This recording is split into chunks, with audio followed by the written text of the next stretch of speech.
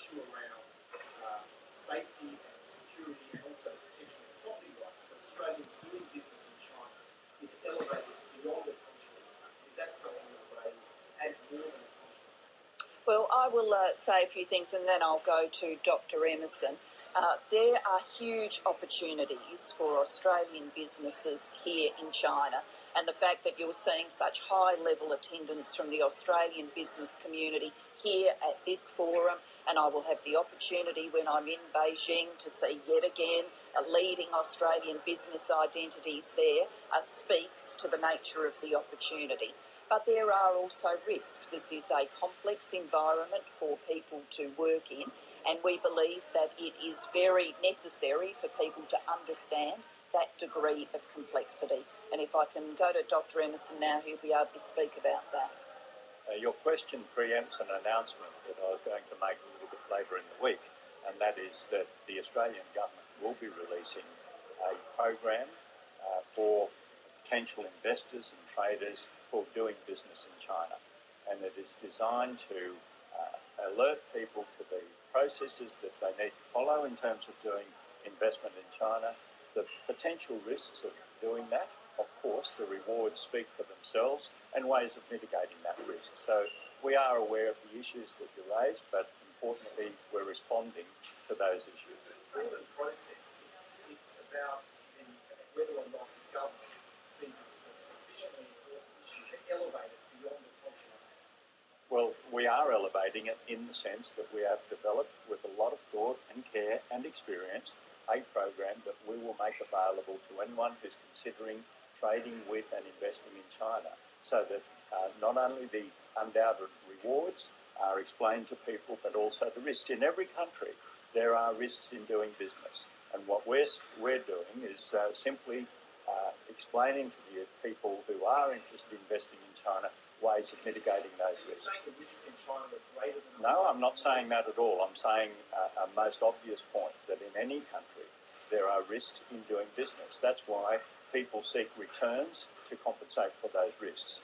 It's just a natural matter of reality that whatever the country, there are risks of doing business in them. Are you concerned about the rule of law in China? Is it people in China that are concerned that progress towards the rule of law has not happened in the last few years, and if anything, it might be going backwards? Is that a massive... Well, I think the way to answer that question is to reflect on the increase in Australian presence in China. That Australians are increasingly interested in investing in China. If you look at the relationship going back to 1990, it was close to zero. Now we have an incredible diversity of businesses that are seeking to do business in and with China.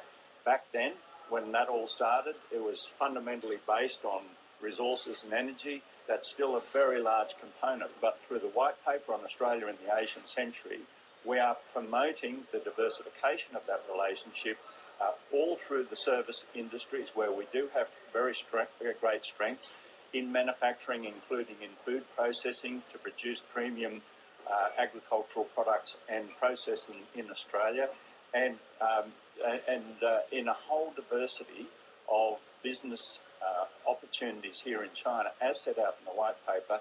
As I've indicated, in any environment, there are risks of doing business, but we can play a role in mitigating those risks. Okay, well, we'll go one at a time. Yes. One of the domestic issues, you only haven't said that we saw the changes to the super tax rate before the box and Well, this just shows how Mr. Abbott is unfit on economic matters. This is a crazy statement that no person of reason could make. Anybody who is a person of reason, anybody who understands the circumstances in the global economy, anybody who cares about Australian jobs and our economic future could not make such a ridiculous statement. These are dangerous words to play with.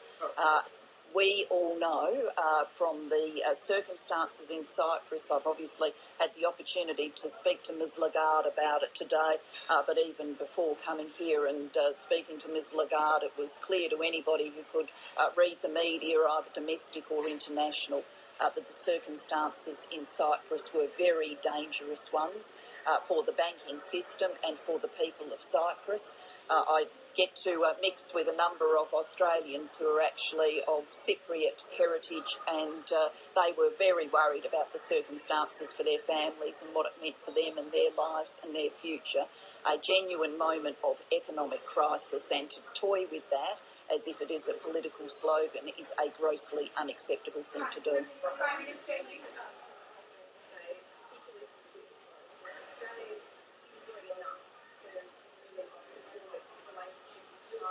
So, in that frame, is the 18th century white paper, is that a catch-up, or is the 18th century white paper putting us right where we should be? The Asian Century White Paper is setting us up for the future. As a government, step by step, we have worked on the relationship with China. Step by step, every day, tended to the relationship with China. We delivered the Australia in the Asian Century White Paper because we wanted the whole region and the whole of the Australian people to understand the nature of the opportunity and some of the risks that would confront our country in this century. Now, it's only this government that has a plan for Australia in this century of growth and change. It's only this government that has a plan for comprehensive engagement across the region as a result, including with China. Yes.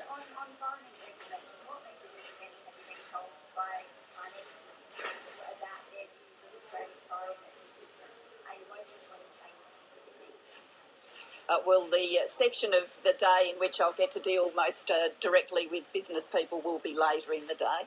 But from time to time I have had discussions about with the Chinese business leaders about foreign investment in Australia, and what I say to them is over the last 10 years there has not been one investment proposal that has been knocked back, not one. We have a Foreign Investment Review Board system which is appropriate, and we'll continue to operate that system. But what is its track record? Well, its track record is over 10 years. Not one proposal for investment by China has been declined, and we've seen, I think the statistic is 380 given the tick. Now, this is in the interests of the Australian nation to see this capital investing in things like industries for the future, including food processing that the Minister for Trade has just talked about. It's in our interest to see that kind of investment, and that's the way in which we view investment decisions. As for the future, I might actually turn here to Minister Emerson for some remarks, because he is the Minister directly involved in negotiating further trade arrangements, including the Free Trade Agreement. Thank you, Prime Minister. As the Prime Minister indicated, more than 380 applications have been lodged, and all of them have been accepted, 6 with conditions. 6 out of 380. By any standard, that is a country that welcomes foreign investment. Yes, we do have a Foreign Investment Review Board process. That gives assurance to the community that that foreign investment is in the national interest. The worst thing that can possibly happen is to meddle with that Foreign Investment Review Board process by dropping the threshold, the screening threshold, from $244 million for private companies to $15 million, as advocated by the Leader of the Opposition and the Deputy Leader of the Opposition and the Leader of the Nationals in the Senate, Senator Barnaby Joyce. If you want to send a signal to China that foreign investment in China is not welcome in Australia, just look to the playbook of Tony Abbott and Barnaby Joyce, because Mr Abbott came to China and announced in a speech that particular types of Chinese investment in Australia would rarely be approved. This is sending a very negative signal. In contrast, the Labor government welcomes foreign investment that is in the national interest.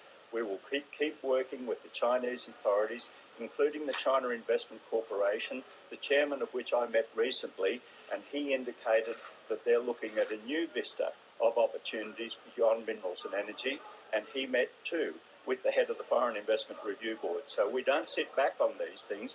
We are proactive because we know that we are a savings deficit country, that we do